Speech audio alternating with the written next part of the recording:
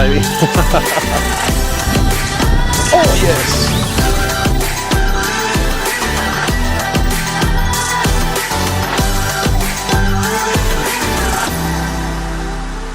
Hi, I'm Ryan Moody. I've come out here today. I've got a couple of Jarvis Walker bait casters to try out. We're going to use one for deep water jigging, and the other one I've kept it ready with a nice shallow diver in case we see other opportunities arrive in the shallows. I guess when it comes to your choice of rods and reels, when it comes to deep jigging like this, when you're using plastics in the estuaries and inshore, it's really a personal preference. I mean, bait casters are traditionally something that you'd used up in tight country for accurate casting of lures. But these days out in the open here, we use light spin as well as bait casters, so it really comes down to a personal preference. But no matter whether you're using a bait caster or a light spin gear for this kind of technique, the most important thing is using a graphite rod and you're using braided line. With the braid, the reason why we mostly use it is simply because it's so sensitive, you can feel everything through it. Monofilament's got too much stretch, which is perfect for live baiting when you're sitting a rod in a single position and letting the fish do the work. But when it comes to lure fishing, you must use it.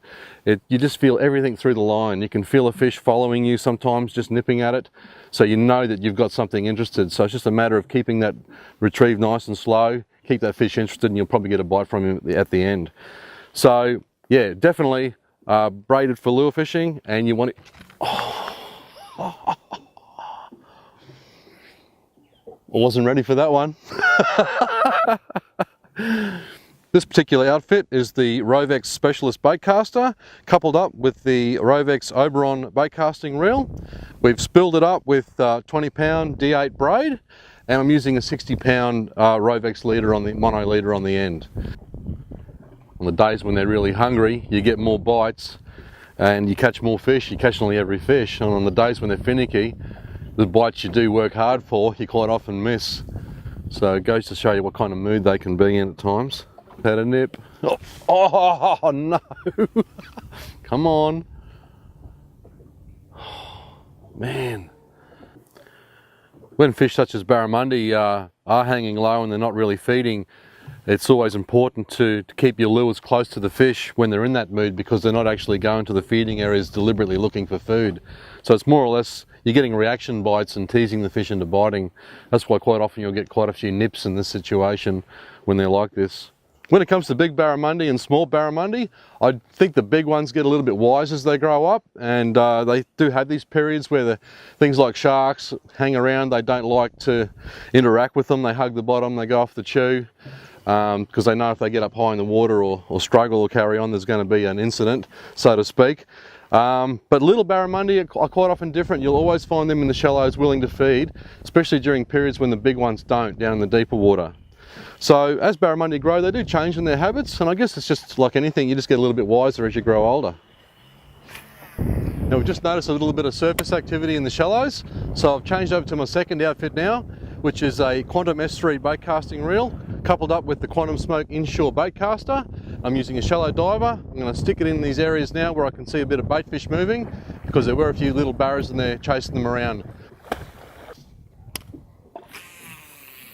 Changed over our technique to a little shallow diving lure around the same size as the bait fish.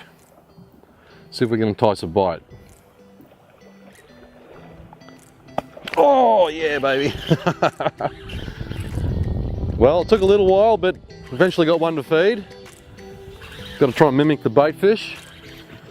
Well, we're working some deep fish for a little while with some plastics, and they've been a little bit timid. We've had a few nips from them, but nothing going on to a hookup. So we noticed a bit of bait fish in the shallows getting a little bit worked over, so time to change over to a shallow diver, work over the bait school, and sure enough, there's a few schoolies in there willing to have a feed.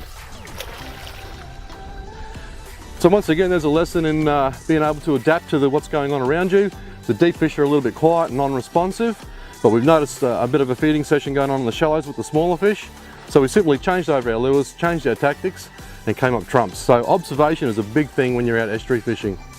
Okay, we're going to let this little guy go. With smaller fish that are still agile and plenty of life, we just spear them head first. It's mainly the big fish we let alongside and and get them to hold them up. We hold them in the upright position basically and let them regain their composure. But these little fellas with plenty of life, we just spear them head first. Off he goes. Time for another.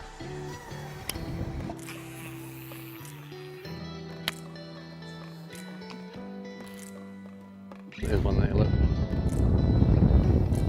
Oh yes! Hey mate. Another nice little barra up in the shallows. You can play with these schoolies all day sometimes. They get pretty aggressive in the shallows. Unlike the big fish in deep water, they can sulk a fair bit. Once again, I saw a little bit of movement up in the shallows and thought, well, it's time to get the shallow diver out again. Saw a few stains in there, a few puffs of smoke come up, as we call it.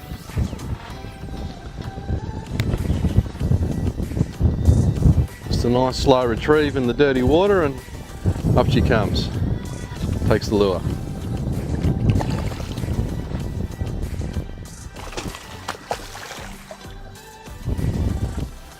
There we go, another nice little schoolie, taking on that second rod we had prepared with a shallow diver just in case we saw any shallow water activity. Have fun with these things all day. We'll let him go now. When you work in the shallows with hard bodies, like I said before, observation is the most important factor, and that's what you got to look for. Look for bait movements, look for little stains in the water where fish might be stirring in the shallows. So there's a lot of little key indicators to take into account, so it's all about observation over time. So when you come out fishing, don't just sit back and crack a coldie, stand up, take notice of what's going on around you.